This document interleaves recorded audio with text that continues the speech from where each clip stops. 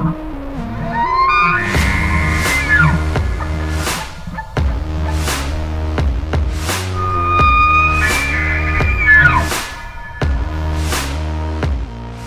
what's going on, everyone? Welcome to this episode of the podcast where I get to sit down with Anthony, and we're going to talk about the budget bow build and some other stuff that we got going on, things that we're looking forward to.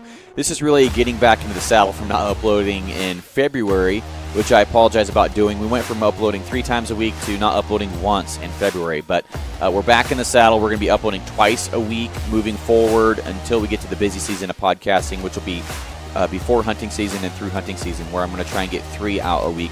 When people are really, really hungry for the information, we'll get more bang for our buck for the effort. So for the folks that are listening throughout the year, though, you're still going to get the 2 a week, and I really appreciate everybody hanging out and being huge supporters of the podcast. We had a few patrons sign up yesterday when I announced that we were going to do the Elk River Arrow Build. And some guys were wanting to get entered in that. So last minute, we had 3 patrons register. And then to say thank you, I did immediately another, on the next episode, giveaway for those folks, including the old patrons. But I want to give everybody a chance to win again to say thank you to the patrons. So I still plan on doing non-patron giveaways as well. They just won't be as sweet as the patron giveaways. So if you guys want to get entered in those things, be part of the podcast, have a say in where the conversation goes, and basically just really have a more in-depth feel, have more access to me and the guests, www.patreon.com/onpointpodcast. And right now, any amount gets you in, but there will be tiers in the future, so just be aware of that. But as always, guys, so this one's about the kind of a BS session, going over the budget build. Like I said, getting back into the saddle. And it's short. The next 2 episodes, this one and the next one, are both going to be shorter episodes, but definitely entertaining as always. Me and Anthony, I think it's just 2 buddies getting together and not afraid to pull punches at each other and poke fun. So I really appreciate the conversation and the dynamic between him and I, and look forward to hearing what you guys think. So I'll see you at the end of the episode, guys. Bye.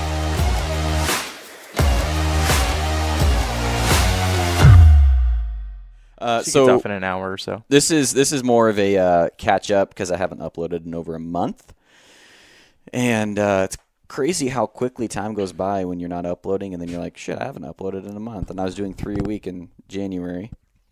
You just take a swig of that, good sir.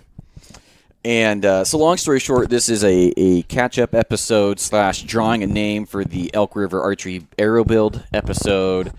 And today, I actually have it sitting right here. I have the last accessory to the budget bow build, which Anthony completely pussed out on. No, I'm still there. I just haven't started. Bringing up the rear. Yeah. I have bought 2 bows. I was say you actually kind of went the opposite direction. You went what is it, a Realm X? Mm-hmm. That's a good bow. Yeah, I just bought it yesterday. What'd you get for it? $5.99 is what I paid for. Seriously? Mm-hmm. Pretty much brand new. It wasn't brand new. Not registered though, right? Yeah, it's unregistered and there's not a scratch on it. No, like, if they'd have told me that it's new, I would have believed it. So if you didn't buy that bow, I would have bought it. There was a line of about 4 people I found out behind me. Just out of principle, I would have bought it. Yeah. So because I wasn't in the market for a new hunting bow at all, as far as like, a more expensive one, I guess. Right. Well, guys are saying that's one of the best bow techs ever made. Yeah, that's what I hear. So I know Austin sure likes that bow. Mm-hmm. A lot of guys do. Yeah. I could actually turn it and sell it for more right now. Oh, dude, for sure. I've seen guys posting those. I don't know what they're getting for them, but I've seen posting them like good condition for $750, which is about right. I mean, yeah, because it was only like 1,100 new. I think. So that's right in the ballpark. Well, unless you're shooting a Hoyt and then 40% out the bottom. So well, it depends who you ask. Some guys say, dude, I want $1,400 for it. Well, mine was 14, but fully rigged. There was like $2,400 worth of shit on there. So yeah, I took it in the pants on my Hoyt, just like a lot of guys are. But by the way, have you seen the latest and greatest with the Hoyt risers on the RX3? Yeah, seen a lot of RX3s for sale. A lot of them. Yeah. The same thing happened with the RX1s. Well, I'm talking about. I don't know if it was a bad batch or a bad run. not looking to throw Hoyt under the bus here, but when you come out with a $1,700 bow, any little small thing is going to get magnified. And so when your shit's not lining up with your sight, have you seen that? So guys are mounting their sights onto their bow, and the sight mounted onto the bow is like that. It's like canted out or canted in. Like it's not lined up properly. So on the Hoyt page on Facebook, it was just like, anybody else seen this? And it was like ding, ding, ding, ding, ding, ding. Like I was like, holy crap. That could explain why so many of them are for sale. Could be. Well, Hoyt's fixing them for free, from what I hear. Well, they should. It's a warranty issue. And they should give you a new one free of charge, so you end up with 2. Yeah. Well, Chris hasn't, Chris Dunlap from Elk River hasn't seen any come into his shop yet, but they're out there. So I'm done with that stuff. I mean, like Hoyt's, and I think I've said it before on here, is I don't feel like you're getting anything new. There's only a couple companies that are like doing new things. I'm not saying they're the best or anything, but it's not worth a new bow. The only reason I bought a new bow this year is because it got such a good deal. But they are Realm X. Yeah, that's a good bow. Bows are getting more expensive, and you're not getting anything new, I don't think. Right. I'm shooting that BTX, and I like it way more than my RX1. Yeah, and that's what, a 3-year-old bow? Yeah. 4 maybe? Yeah. Granted, the limbs may explode at any point. Yeah, that's a real thing. That was their year of whoops, we screwed up. But I'm not even sure if it has the updated limbs. I don't think it does. But if it does explode, they'll take care of me. Yeah, but it'll probably happen about September 1st. You wish that evil on me, Ricky Bobby. But so the bow build that I just got done completing is the BTX. It's the budget bow. I am $452 into this bow. Fully set up. I just got the sight. Huh? Mostly. Okay, so there's some weird shit that went on with this bow, and I'm gonna get called out on it. So maybe I should get ahead of it. Okay. So the cam, I believe it was the top cam. There was some weird shit going on there when we set it up. It was set up incorrectly. I take, as a shooter, should have been on top of it.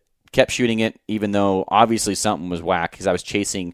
We were shooting 3-spot, and I just happened to keep adjusting my sight just to basically chase the arrow to keep it in the yellow. Probably shoved, I don't know, over 1,000 shots through it with the cam all messed up, and it was eating the string. It ruined the cam. You're the one that took it in there for me, so you could probably tell everybody. Yeah, that thing was nasty. So we put it on the draw board up there, and he's like, because they couldn't figure it out, really. Really? I don't know what's going on with this thing, because they couldn't get to time. Well, that doesn't make me feel any worse. Though. Yeah, so we put it on the draw board. He's like, watch this. So the top cam came around and hit the cable on the stop like it's supposed to. The bottom cam was way out. So, okay, you're way out of time. But he's like, so it should keep pushing the cable, because, I'm going to keep drawing it. It should push it. It would just stay. That's it. That little bit of resistance. Really? The bearings were just letting it free spin. Oh, really? So it would hit just a little resistance, and it wouldn't keep diving into the cable like it should have, being that far out of time. Right. It would just stay there. And the bearings would move, but it was so jacked up.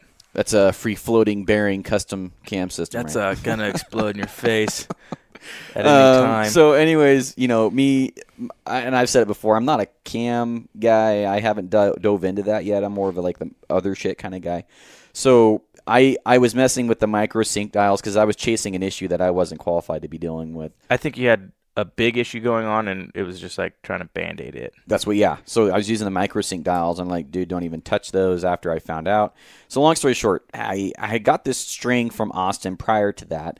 Some guys had a problem with me putting it on there. Well, the string's on there now because they wouldn't even give you the old string back. It was so torn up. Like it was shot. So I shoot enough to where I would have had to replace that factory string probably in August anyways. Maybe before. Even. Yeah, maybe before. So now I got that fancy new string on there. So if you want to count that against me, then count it against me. But I'm gonna. So you failed. So I can go buy a Sam I failed my own now. Goddamn challenge. Gosh darn it.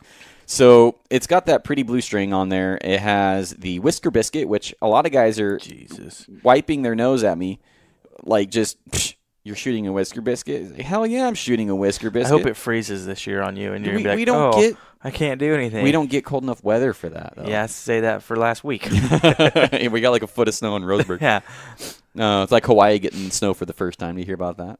No. Yeah, I'm full of all sorts of news. Fucking world's ending. Fake news. Yeah. Come down, CNN. So we got the BTX 31 set up with Austin's custom high voltage bowstring on there.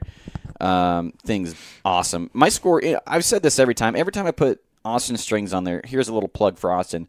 I get more accuracy, whether that is just mental confidence or there's actually something to that. That could be part. I think there's actually something to it because, I mean, you know, on my target bow, yeah. I put his string on there, and we tuned it real quick. I jumped out in the range, and I shot the highest score I ever have. Did you really? Yep. So, and then I've consistently, for the most part, I've dropped down lower a few times, so that's just shooter error. But for the most part, I'm higher now than I was ever. So I used to float typically like 292 to 294. Now, except the occasional round where I'll hit like 290. I think I've even shot like a 288. But how dare you? Yeah, typically now I'm at like 296. Really? So, I mean, and I don't know, like you said, I don't know if it's a confidence thing. You know, I think it's more of a consistency thing. Right. Well, so, for the budget bow that I'm shooting, you're shooting a target bow. That one is, yeah. Yeah. So, and you're noticing an increase in accuracy with the hunting bow that I'm using. I was shooting 288s pretty consistently. Now I'm like 292s pretty consistently. So I gained that 4-point bump, kind of like you did. Yeah. There's got to be something to that. So. Thanks, Austin, for hooking me up with that string. It didn't go against, part of the rules was there's no special deals. That's a special deal. I mean, straight up. However, it was going to be put on there anyways because I was gonna shoot through that string quicker than shit anyways. So yeah, well, I just got that realm and I'm already ordering a string from Austin for it. And really, that factory string came till it's been shot, but I just think it's more. The only factory string I've ever liked was the Matthews Zebra string. That was the only one I ever thought was decent. I put 18,000 shots to that factory string. Shelby's was almost 3 years old before I replaced it. Really? And it probably could have kept going. I just was kind of done with, we were going to Mount Emily and everything. Called Austin, said, send me one. I'm not risking anything. Where did I put that shitty stabilizer? There's a stabilizer. One on that bow, there's one on this bow. That's a good stabilizer. I know. Screw you. No, there's that cheap, quick disconnect stabilizer. Where is it? You're pointing at it? No, I just had it. Anyways, that's going on to the budget bow. This last version prior to the MRT system, I have a Fast Eddie 2-pin regular version, but it has the double pointers on there. Came with a sight tape, which I don't know which one it is. But anyways, I got that. I traded the SKB case basically straight across for it. I sold the case for $120 and then picked up this sight lightly used for $120. Not a smoking deal. That's fair price. I offered the price. The guy took it. I thought it was the XL. So yeah, that's top of the market for him. Yeah, he got a good deal on that. That was shipped. But I mean, that's a $200-something sight, brand new. It is, yeah. So I mean, you still got a good deal. I mean, it's just, yeah, it wasn't a great deal, but I have talked to the guy online before.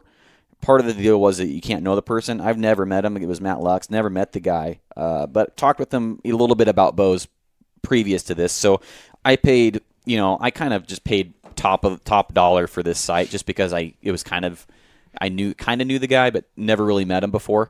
So kind of knew the guy. So kind of, we're everybody's like, dude, you didn't even do your own challenge, but I. Like I said, I've never met the guy. Was not a special deal by any means. I'm going to get there. Don't worry. But there's a bow on Craigslist right now I'd go buy if Shelby's head wouldn't spin all the way around. So just sell something. Yeah, I know. Because it's a pretty good deal. It's an older Hoyt, but it's set up and it's got like an older black gold sight, and so it's a Tricon, and it's got decent accessories for that time frame. Tricon was a cool bow, man. They're heavy, but they're like, we were just kind of bashing Hoyt a little bit, but it's like Tricon was like their older stuff was top notch. Yeah, it's probably right around there. 6 to 8, around the time of the Alpha Max. Around that time, but I think Alpha Max. It was right after all the Tech Series stuff, like the Viper Tech. And, okay, yeah. That's a good bow. That was a cool bow when it came out. I remember that because that might have been 2007. Between 07 and 09 is when that bow came out. It's somewhere in there. It's before 2010. I know that. Yeah. Buy it. I know. Me too. But dude, I bought a target bow, set it up. We go on vacation out of country. I come home and buy another bow. So if I bought another bow, dude, Shelby's head, you'd be balling. Oh, no, Shelby's head would literally spin all the way around. She would think that you're such a stud. Yeah, right. So we're going over the rest of the site, and I got the gold tip arrows that came with the bow, and I'm going to use the Muzzies. I might buy a pack of Exodus. Gross. Yeah, I might buy a pack of Exodus. I can afford it on my budget and still be out and hitting the woods. I want to hit the woods with 3 different types of broadheads that the bow shoots so I can shoot. I know that sounds stupid, but I want to get as many. A bunch of different stuff. It's just a bunch of different shit. But I want to shoot something with Exodus this year. I want to shoot something with like a slick trick, and I want to shoot something with a Muzzy hybrid. Like turkey, maybe a bear. I really want to shoot a bear, absolutely. But I want to try a bunch of stuff out and keep testing gear out, even though I'm on a budget. So I might do some wheeling and dealing on the arrows and the Muzzy. Well, the Muzzies aren't really worth anything, and I still have these lighted Nox I could sell. They're pink, $8. S Nox. So yeah, if anybody wants those, let me know. But so yeah, that's the budget bow, and I'm totally pumped. What kind of shoots do we got coming up? Myrtle Creek's like this weekend, I think.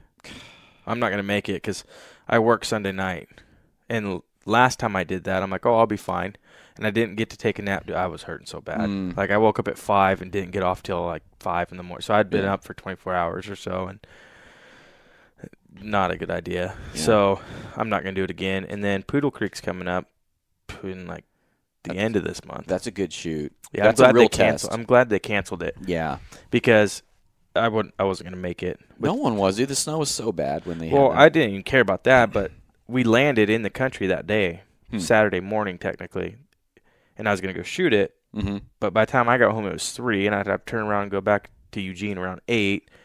Like that just doesn't work. So I was glad they canceled it. So, well, it's just silly. I mean, why would you have people risk it? Granted, I didn't even go to the Grants Pass shoot just because there was a skiff of snow on the ground here, and I'm like, well, if the passes are going to be really bad. But I'm kind of excited now. They got this. I really want to put that nice stabilizer back on the bow. I need to figure out how to finagle that thing back on. Can't shoot a hinge either. That's right. I got it. Well, yeah. Now I'm forced to start shooting that cheap release I got wherever that thing is. But God, yeah, you can't even shoot a short and sweet. I can't even shoot a short and sweet. My bow came with that caliper release, but I shoot that caliper release pretty good. So we'll see. I feel like I killed the bottom course in Myrtle Creek with the hinge, and then I didn't do very good on the upper course. But I feel like if I use that caliper release, I could beat my hinge score pretty easily because I would shoot consistently. I didn't shoot super good at Myrtle Creek. I was starting to get a little quick on the trigger. I didn't shoot my hinge. Right. I was starting to get a little quick on the trigger. I caught myself a few times. Took about 15 targets. I was watching. Mm-hmm. Took a while. But you were shooting good in the beginning. Yeah, right out of the gate, I was killing it. And then my freaking pointer finger came back to me. Like, hey, why don't we just slap that real quick? So, yeah. And then my confidence kind of went to crap, and then it just I shot better than I say I would have a year ago or so, but I wasn't shooting good. You know who was shooting good on the bottom half was Mike. Yeah, he was killing it. Yeah.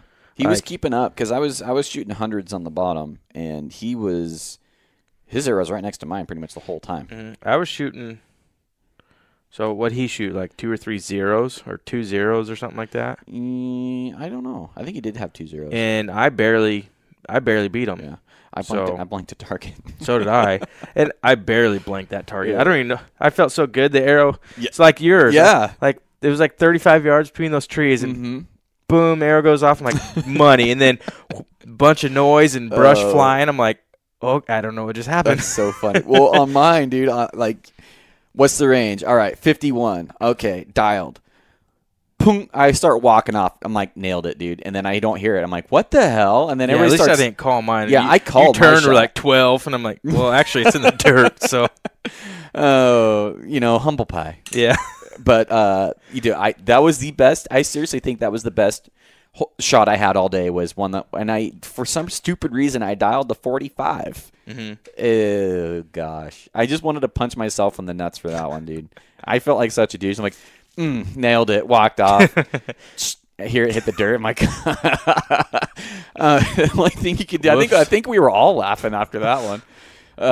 But yeah, after that, it turned out to be a really good day. Once we started shooting the bottom course. Yeah, the weather held out. Yeah. And with the hinge, and we had a running deer. One of the targets were with a running deer, and I just went into that saying, I'm going to punch the shit out of this hinge because I just know if I try to execute a shot, it's not going to happen. Mm-hmm. And so I ended up just wham on my release, and I hit it in the ass. Like, I don't think I've ever, I don't know. I'm always at least an 8. If I'm not an 8, I'm just outside in the body somewhere. Dude, I freaking squared that ham up on that running deer. I was like, man, shooting a hinge on the run or in a moving target, good luck. Mm-hmm. Good luck. But so some other stuff that we got to go over. I kind of want to get this. Let's just get it out of the way now. We got my hat right here, and I should probably take a video while we do this. And for the patrons of the show, they have a 1 in 6 chance of winning. Except I put my name in here. I almost felt like taking Austin's name out of there because Austin is Austin, and I don't know if he'd want to win. But Austin Kincaid's name's in there because he's a patron. But I almost felt guilty having him in there because he's a friend of the show. He's been on the show. But it is what it is. He's a patron. He's supposed to call me back. I called him on my way here, and we got to talking. He's like, hey, I'll call you right back. He hasn't called me, so Austin. When you listen to this, yes, I remember that you didn't call me back. So let's go ahead. I'm going to hop on to Patreon real quick. I've got the OP hat, which, by the way, I think mine makes me less accurate. Yours does? Yeah. I know, shooting next to me makes you makes you less That's accurate. for sure, dude. So with witnesses, I'll shoot like a 298 on a Vegas face. I shoot next to you, I'm a 290. Mm-hmm. And then you'll leave, and I'll shoot another round with, like, say, Tanner, 297. Like, I got to bring you down to my level. Something. Take a photo or hold. Although you weren't there the day I shot the wall. So. Did you? Yeah. Oh, you weren't there the other day. I shot the wall. Yeah, because Tanner made fun of me, and that's when he shot the boxes at the roof. Remember that. He's lucky there wasn't, like, expensive merchandise in those boxes. Dude, I mean, that's like. I mean, if we were outside, he would have made it like a good 100 yards the wrong way. I mean, that's way high left. It's way over here. So let's go ahead and record this video. I don't know how long of a video we can record, but we're going to go ahead and record. So here's the hat. All 6 names are in the hat. I got them on Post-it notes that are folded up, so you can't. Whoop! Holy smokes! What do we do here? Oh, jeez. I hear myself talking. I know, dude. I'm such a dummy. I think I just uploaded that video without us actually loading anything. Okay, so we're going to do a second video here. Go ahead and draw a name. Not that one. Austin, if I draw your name, you owe me strings. We should just throw his back in there. So, okay. So go ahead and open it quick. Richard Mays. Oh, the video ended right before. So Richard Mays won. Which funny because he just commented. He says, I'm feeling lucky. So congratulations, man. I'll get you in contact. Upload failed. Good. Doesn't need to be uploaded anyways. But here, take a picture with that Post-it note real quick. It's not my name. Richard Mays. There we go. Cool. So congrats, man. So basically what that was a Patreon-only giveaway. I don't know how much the giveaway is worth, but basically Chris Dunlap is going to build whatever you want for an arrow setup with footers and everything. So pretty cool. Deal there. Thanks, Chris, for hooking Richard up with that. But I'm also going to be giving away this Raptor Razor, brand new Raptor Razor Kit. It comes with the Mako, I think is what it's called, and then it comes with the Raptor Razor Claw. I wonder if those things work. They're pretty damn sharp. I'm not going to lie. I wonder if they hold that. I don't know. I had one before. Actually, I have an old, when they came out, tree cutter, limb saw, and that thing's held an edge pretty good. Yeah, 'cause sometimes things, I'm not saying them, but just don't, Well, to me, don't hold an edge. I was going to partner with them, and they've been one of the coolest companies to talk to. Just really, really cool people that work there. Honestly, I think it's a great company. But just the followers of the show and the general people, too gimmicky and too heavy. Mm-hmm. It just, when I posted it, guys, it wasn't received very well. For somebody, like a different audience, for maybe a whitetail hunter that doesn't have to pack shit around all day, it's probably a win, But for the guys that are backcountry or hunting, and the first, the number one comment was, I'm not going to carry that around. Mm-hmm. And you can see how heavy it is. I mean, if that was a knife, that'd be a pretty heavy knife. Yeah, I mean, But it's a pretty cool idea, pretty cool concept. You can keep things inside the handle like matches and stuff. Really, I really like the idea of the product, and the fish fillets look good and everything. So thanks, Raptor Razor, for sending me that, and we'll definitely be giving that away here soon. And like I said, it's the whole kit. It's pretty cool. But yeah, don't cut yourself. It kind of has an ulu on that one claw thing. they are sharp. Yeah, yeah. So, but yeah, so shout out to Raptor Razor on that one. I'm still looking at partnering up with a knife company. I haven't figured out who or anybody that wants to partner up yet, but I think it'd be cool to have a knife company that supports the show. At least gives free shit to our listeners, you know. Yeah.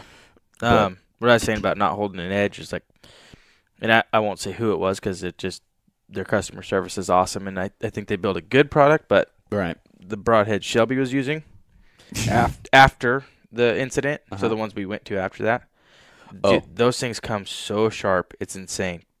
But you shoot it into a Reinhardt once, You have to sharpen it. yeah, you could like lick it and it won't cut you. That's not the Van Diemen's, is it? No, those things held an awesome edge. These ones are named after a bear. Yes. and a piece of wood. And a piece of wood. So, no, those Van Diemen's, they were great. I mean, I shot them through that deer and through bone, and they were still, I mean, that broadhead needed a touch-up, but it was still pretty sharp. Like it would catch your nail if you ran across it still. That surprises me about the Grizzly Stick broadheads, because I've heard really good things. I haven't shot them yet, but I've heard that they were tough. The edge retention's good, but your experience was different just shooting it into a Reinhardt. Yeah, once or twice, and it was like just dull. Really? That is interesting. So, I mean, I had a 125, and I shot it into brick, and it held up. That was out of a recurve, but it held up. So, I mean, they're tough. They're insanely sharp when you get them, but they don't hold it. Interesting. So what heads are you going to go with this year? I'm going to go back to a 3-blade.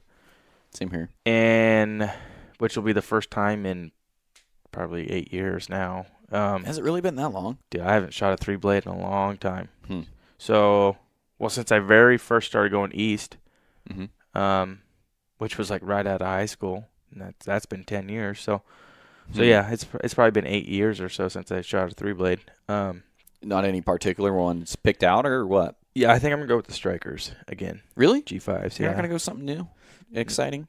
No, those Strikers they're a good head. I've shot them before. Right. They're a good head, so I think that's what for a replaceable blade. I mean, that's probably one of the better. They're tough too. They're very tough. That or Whack'ems. I thought about going to a Whack'em 4-blade, but what's Slick Trick? I don't like the tips. Like the Strikers and the Whack'ems, they've got more of a cut on contact. They seem solid. Right. The Slick Tricks and everything, and I'm not saying anything bad about them, but they just I don't know. What's really appealing about those, and those are on my list to use this year, is the blade thickness and just how bulky they are. But the Exodus, they look really tough, and the blade thickness is good. I've heard 99% positive about both the Slick Trick and the Exodus this year, or not this year, but just in general. And, you know, I'm going back to Old Faithful, back what I started hunting with. This is kind of a nostalgic year for me because I can't afford to use with the budget. I can't afford to use what I like to use. So the green muzzies and well, I always used Axis arrows, but the green muzzies are coming back. I'll just use all 6 of those on turkeys or something.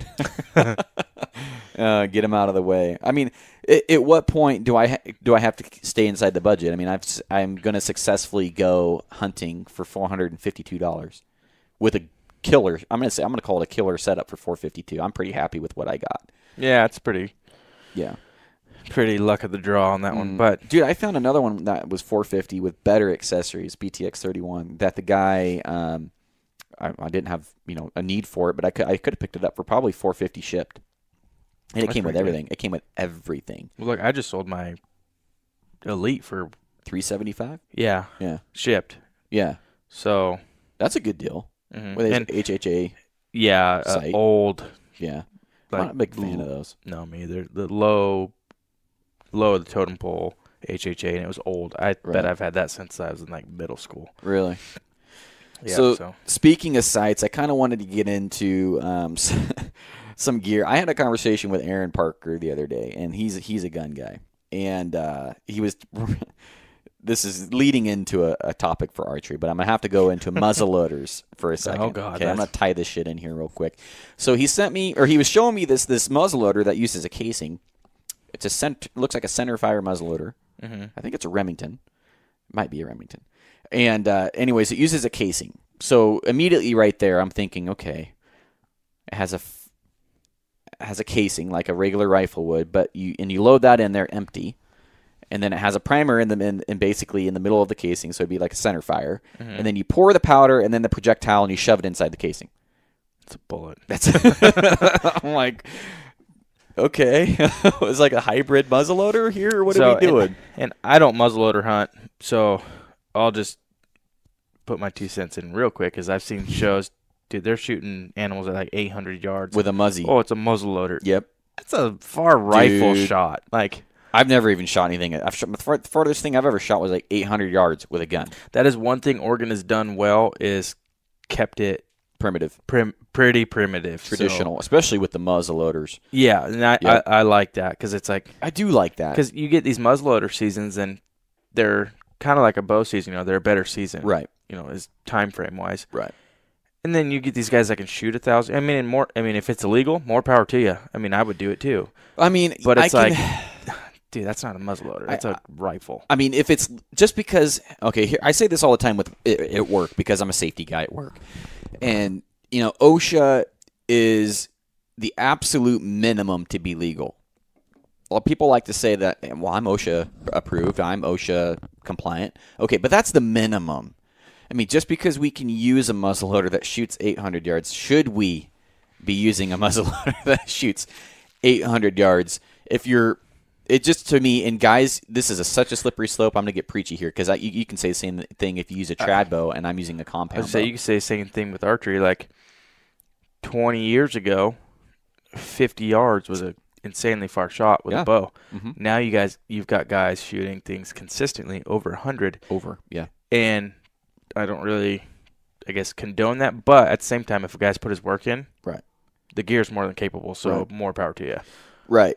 But at the same time, I think it was Colorado, they're starting to be pushback with regulations saying, okay, well, you guys are becoming too successful. Mm-hmm. You're becoming too lethal with the equipment that you're using. We're going to have to scale back the tags, change the regulations, shit like that. Mm-hmm. I don't know what the solution is, because once the Pandora is out of the box, good luck getting it back in. You guys have basically center fire muzzleloaders now is basically what it is. That's the best way I can describe it. When I saw it, I was like, okay, what are we doing here? What's the point of that? Mm-hmm. Is it to loophole the regulations? Are you creating that product so you found a loophole in your being able to shoot 800 yards during muzzleloader season? Was there an actual need for 800-yard muzzleloader, or are you just trying to push a new product and create a new industry? What is the intent behind it? Because, if they came out with a bow that shot 300 yards accurately, I think everybody would probably buy that bow. Mm-hmm. I sure as hell would. I love shooting long range. At least with archery, you got to be good. Well, I don't know, man. It's just, and where I'm leading with that is I think that's $1,000 muzzleloader. I'm not sure. I don't know. I don't really want to talk about that, because I don't know enough about it to be intelligent in that area, but seeing that, and then also you texting me, and this is where I'm segueing into archery sites. Check this out. Segueing into archery sites, you texted me something about financing an archery site. Yes, I saw a bow company. Jesus. And it's a site company. Yes. Once again, I'm not going to say who. They offer 12-month financing for their sites. That's how expensive they are, is that they have to do 12. They offer it. So upon approved credit, you can get a loan for a bow site through the company. Jesus. First off, if you need a loan for the site, you don't need it. Mm-hmm. Second off, that's outrageous anyways. Because, that's how expensive it is. That site, the one I sent you, isn't even their most expensive one, and it costs like what I just paid 500? for. Yeah, $500-600. Yeah. That's retarded. And I think that's one of their lower end ones. I shouldn't say that's retarded. I should say that is a misallocation of resources. If you were buying that. No, it's fucking retarded. Yeah, no. In guys that are probably looking at me like, dude, you bought a $500 pair of boots. That's retarded. I'm like, okay. Everybody can spend their money how they want. I understand. No, I don't care. If you got the money, you want to spend $1,000 on a site, dude, do it. Yeah, we're getting to the point where we're financing hunting gear because it's so expensive. Mm-hmm. You have to finance something if you can't afford it, basically. Yep. Straight up. So that's my opinion. That might hit somebody a little wrong. That's why I had to finance my house because I couldn't afford it. Yeah, I can't pay cash for this thing. That's why they call it a mortgage. It's called literally Latin and Greek, death grip. Mm-hmm. That's what mortgage stands for. So, coming from a guy that has plenty of debt because we bought a house and we mortgaged a house, I don't know if I agree with financing a bow or financing especially a freaking bow site. Mm-hmm. Jesus. I mean, what are we doing here? I mean, I'm all about the coolest gear and buying, they got that Garmin. How much is that Garmin? Is that $1,000? It's over $1,000, I think. I mean, cool. If guys want to spend the money on that, that's fine. But I've never looked into it because I've never had any interest in it. But it's over $1,000. I think it'd be cool to use. I mean, it would like at a 3D tournament. But I don't know, man. It just and you could say, I mean, you got rifle scopes that are $2,000, $3,000. I got a $1,000 scope right there. So there's that side of it too. But I mean, it's bow. It's archery. It's supposed to be more primitive. I mean, that's just the way it's supposed to be. I am about an eighth of an inch from churning into a tread guy. Like I am just so. I'm not done with it. Ryan called sold everything. Yeah, Ryan asked me the other day when I was coming back into it, and I'm coming back. Don't worry, it's there.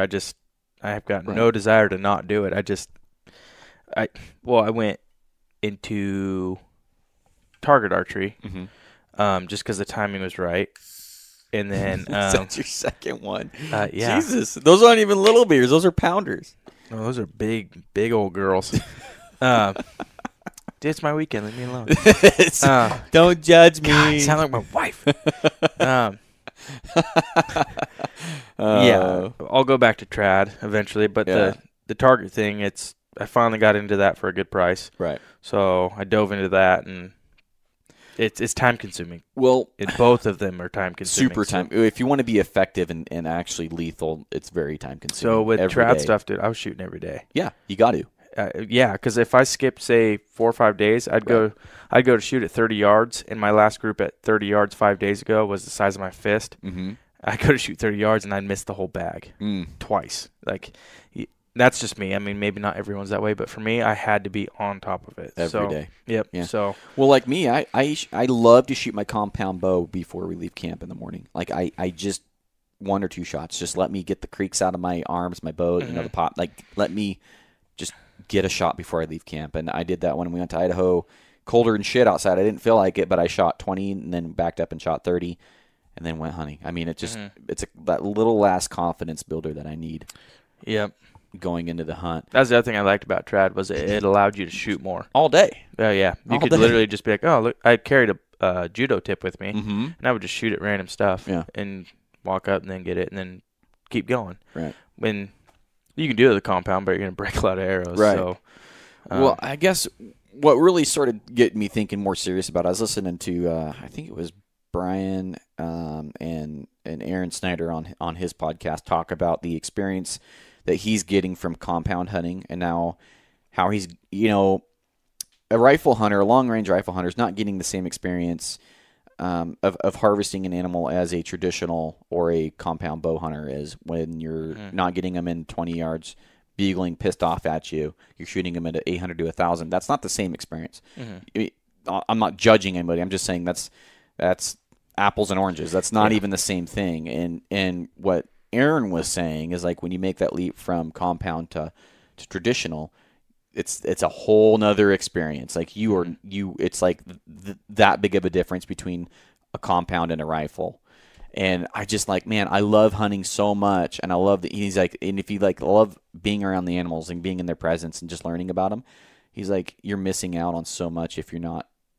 Yeah, I did 2 seasons with a traditional. Well, I did a late season deer. And then, kind of September too. And then this year, what I could. Right. I didn't have much of a season of my own, period. But I I know I could get a shot. And I had close calls. And because that's the other thing is you can't draw and hold. So, and that's, I think, one of the biggest downfalls is like the bull Shelby shot. Mm-hmm. When we met you guys over there, I wasn't at full draw, and that bull was, almost there, but I couldn't draw because I knew I couldn't hold it that long. She'd been at full draw the whole time, so that is the benefit to the compound. It's like it was in my range, but I'm sitting not at full draw, so I still have to get drawn, right? Because she drew when she saw the antlers coming. Can't do that unless you're like some Superman. You can't. Right. You're not going to hold a 60-pound bow back not on a recurve for 2 minutes. Not going to happen. I could. Yeah.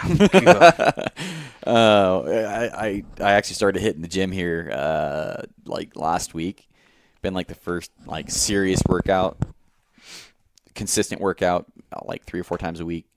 And I just, like I was telling you earlier, I got this freaking like dad bod going on, but I'm not a dad, so I'm just fat. Yeah. I've gained some weight. Dude, I gained 7 pounds since December. You gained 7 pounds last week. Yeah, but in my defense, I was on vacation. You was on vacation. I was out of the country on vacation. Drinking And eating all day. There was a few days I was actually in pain because I was so full. I was serious. But, it's good. So what are you going to do? So for this year, what are you going to be doing with the bow this year for hunting? Have you figured it out yet? Yeah, well, it's going to depend on tags too, but I'm going to put in for the same deer tag that I had last year, and then I'm going to put my second choice as the other side of that highway. Mm-hmm. So hopefully I can at least go in that area. I'm going to scout it no matter what, just because if we don't draw it this year, we should draw it next year. So I'll scout it and run cameras and everything in there and get to know it better, because I'm going to ride that out as long as possible until it goes to crap, because, I mean, we didn't hunt hard and we killed deer. So good bucks. Yeah, and they're there. Yeah. So next year I'm going to take my time. I'm going to make sure it's the deer I thought it was. Yeah, I only had a couple days. So we only had a day and a half. Yeah. Oh, I'm going to spend some more time. And I went over there by myself. Yeah. So I'm putting in for it again. So that, and then the other side of the highway will be my second choice. And then for elk, I'll put in again for Emily, like I have been. Won't draw it. I mean, I only have 10 points. So, and then for elk, if we don't draw, I don't know. I've been half tempted to just take an actual vacation and hunt this side. With a vacation? Like take like 10 days and hunt the coast. That'd be interesting. But I don't know. I really like that east side. So I like not using vacation time. So if I can fill any tag, doesn't matter what it is, I will use, like, after I get off work and go hunt. If I can fill that tag, you bet your ass, because that's more hunting I can do in Idaho or something like that. Yeah, I thought about going to Idaho this year too. You should. Dude, it's freaking awesome over there. That's good. It's going to depend on time. So sorry, guys that live in Idaho. Yeah. Your state's way better than Oregon. Yeah. So, other than that, I shouldn't really draw anything. I shouldn't draw my antelope tag this year. I should draw it next year.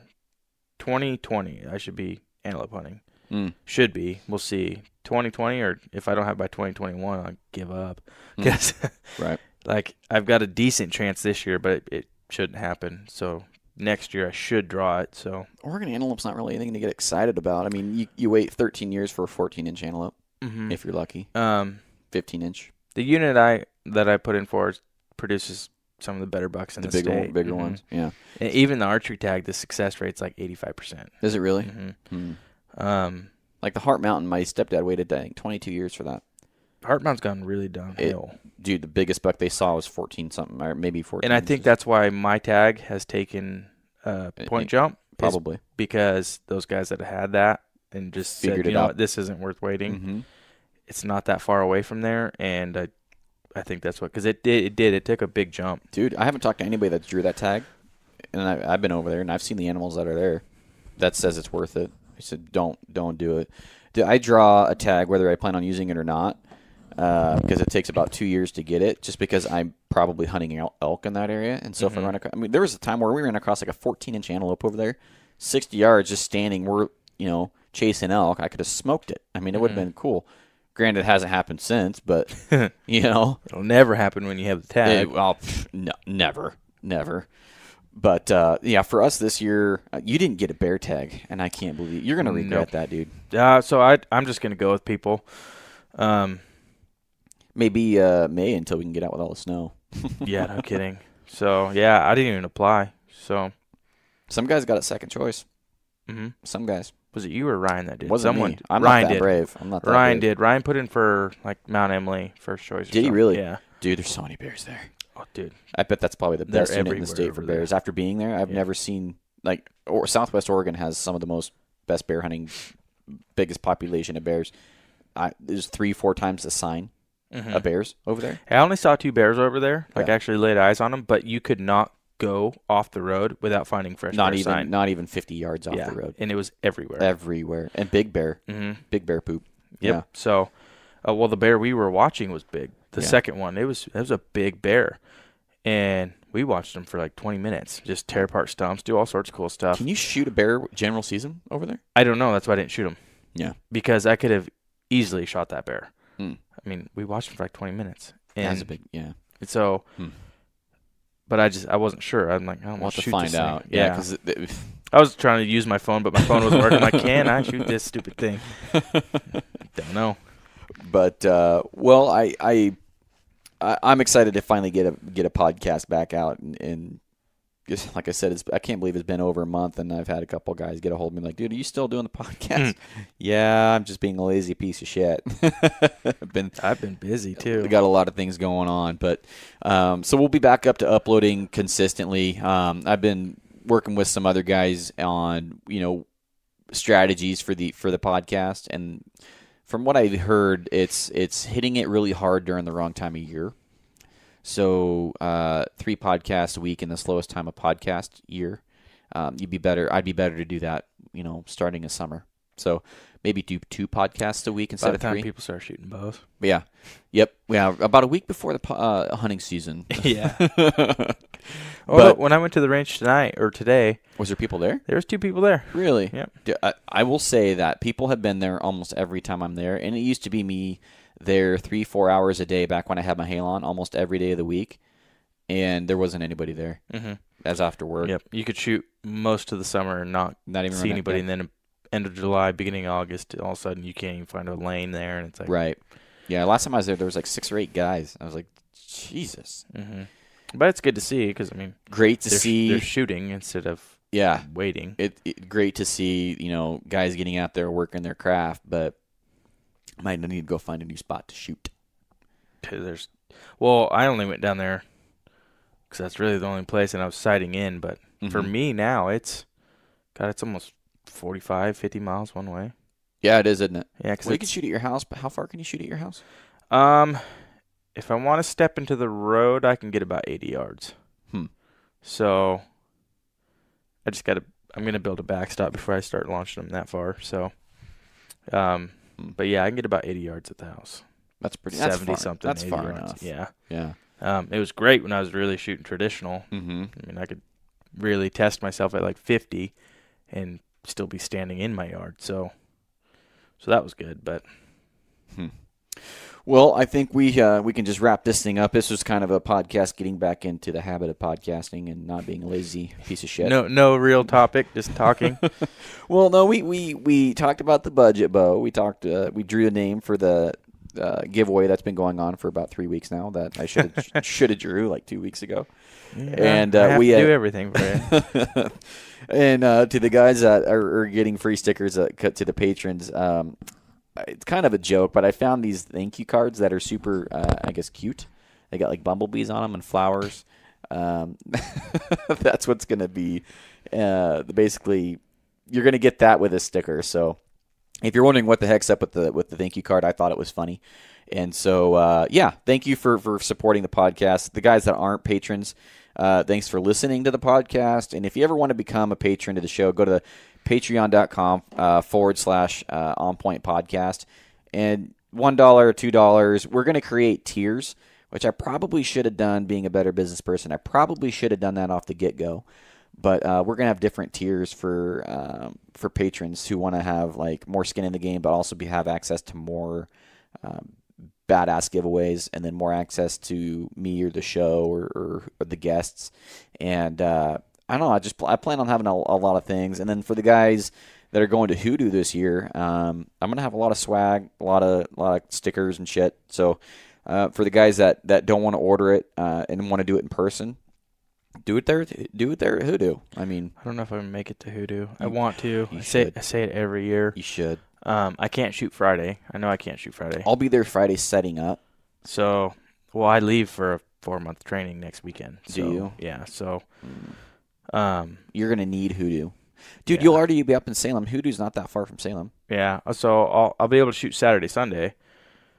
So, I don't know. Plus, it's not fair to everyone else if I go there to compete. See how serious I sounded there? Oh, Jesus. I'll give a sticker to anybody who beats Anthony. You don't got that many stickers. I need more stickers. Yeah, better bulk order those bad boys. Yeah, right. I'll have another order of our most popular hats. The one that Anthony's wearing, the black hat. With the dark gray on black hat's been the most popular one. And then this one that I'm wearing here, the dark OD green. I just dropped my sight. The dark OD green with the back orange back mesh. Mesh trucker hat. Mm-hmm. That's been a pretty popular sight too. And then the black Cryptek. That was a pretty cool hat. So we'll have those there. And if you guys have any requests for, I need to get those shirts back again too. Shit costs money. I just spent a bunch of money on a computer, so a little gun shy at this moment. So yeah, we could use all the patrons, all the patrons we need. So, but as always, guys, is there anything you want to go over before we wrap this bitch up? Not that I can think of. Okay, we're just kind of talking, so I don't. Just kind of talking and getting back into the swing of things. So expect more from On Point here moving forward, guys, and we will see you on the next one. Thanks for listening. Bye. All right, that's this episode of the podcast. Thanks for tuning in. As always, if you want to leave a review, you can go onto iTunes, Podbean, Stitcher. We're on platforms, podcast websites I've never even heard of, so I'm not sure how that happens, but we're on pretty much every major platform, including YouTube. If you don't, have a podcast app handy, or if you're trying to show somebody the podcast and they don't know how a podcast works, you can just send them onto YouTube and they can listen to it on there. So, or you can go to onpointpodcast.com, which is a central hub where you can buy and get all the gear, stickers, or you can get links to other parts of On Point's media as well. If you want to become a patron of the podcast, you can always go to patreon.com/onpointpodcast. And any amount gets you to be a patron, gets you in the giveaways, but there will be tiers coming soon. Like $1 to $4 will be the bottom tier, 5 to 10, and then 11 to 5 to 9, and then like 10 to 15 will be the tiers, or something like that, where you get higher tiers, get better giveaways and stuff like that. So as always, guys, appreciate you listening, and I will see you on the next one. Bye.